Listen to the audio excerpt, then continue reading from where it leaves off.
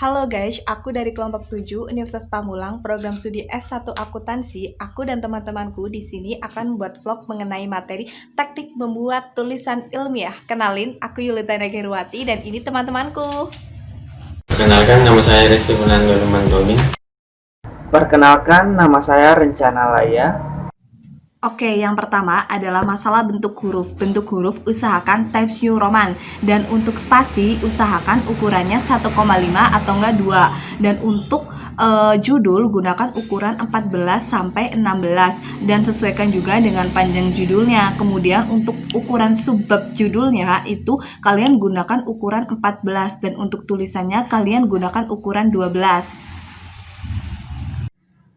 Oke, yang kedua, ukuran kertas. Yang pertama, untuk ukuran kuarto, gunakan kiri 4 ketuk, atas 4 ketuk, kanan 3 ketuk, dan bawah 3 ketuk. Dan untuk ukuran jenis A4, kalian bisa menggunakan ukuran huruf untuk sebelah kiri 4,5, sebelah bawah 3,5, dan sebelah kanan 3,5. Oke, di sini saya akan menjelaskan tentang penomoran halaman dan perbedaan antara topik dan judul. Yang pertama saya akan menjelaskan penomoran halaman. Perlu diketahui dalam tulisan ilmiah ada ketentuan mengenai penomoran halaman dan tata letaknya. Yang pertama, angka Romawi kecil digunakan untuk penomoran halaman seperti halaman judul. Yang kedua, angka Arab seperti 1, 2, 3 dan seterusnya digunakan untuk penomoran halaman setiap halaman.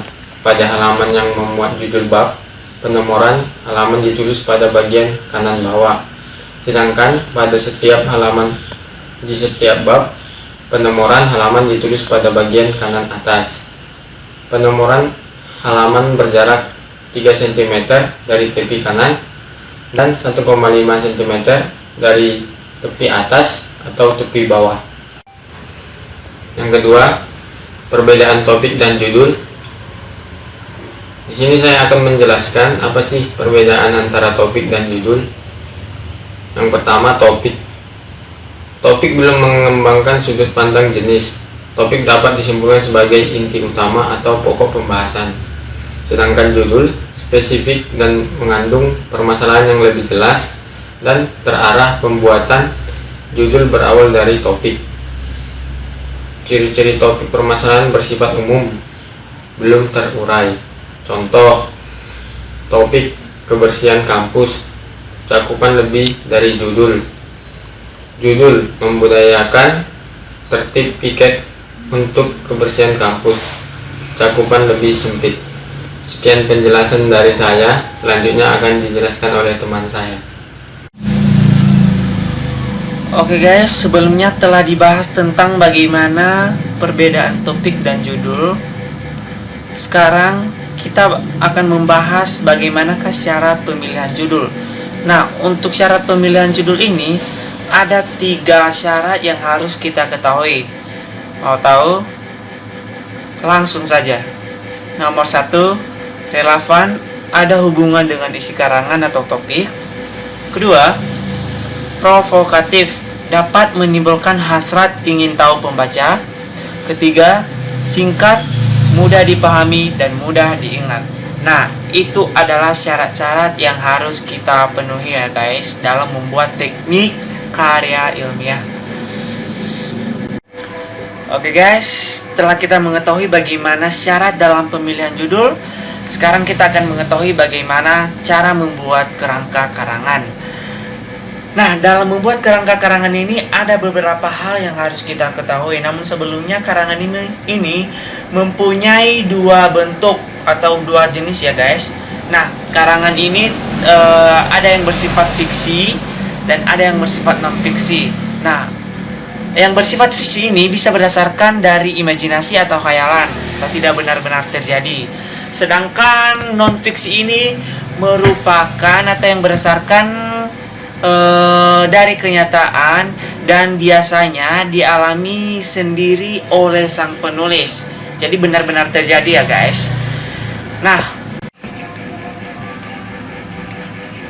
Untuk langkah-langkah dalam menyusun kerangka karangan ini ada 4 hal yang harus kita ketahui. Langsung saja nomor 1, menentukan tema dan judul. Nah, tema itu merupakan pokok permasalahannya, pokok pembicaraan atau yang mendasari suatu karangan. Sedangkan judulnya itu merupakan kepala karangannya.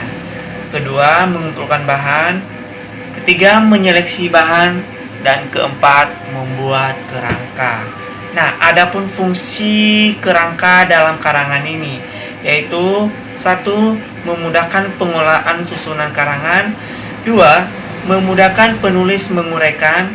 3. Membantu menyeleksi materi dan lain-lain. Nah, sekarang kita masuk dalam tahap penyusun kerangka karangan. Ada 4 macam. 1. Mencatat gagasan. 2. Mengatur urutan gagasan. Ketiga, memeriksa kembali yang telah diatur. Dan keempat, membuat kerangka yang terperinci. Nah, itu saja syarat dalam pemilihan judul serta cara bagaimana membuat kerangka karangan, guys. Semoga bisa bermanfaat. Dan mohon maaf jika ada salah-salah kata dari kami semua, karena kami tahu masih banyak pengetahuan yang kurang dari kami. Mohon dimaklumi.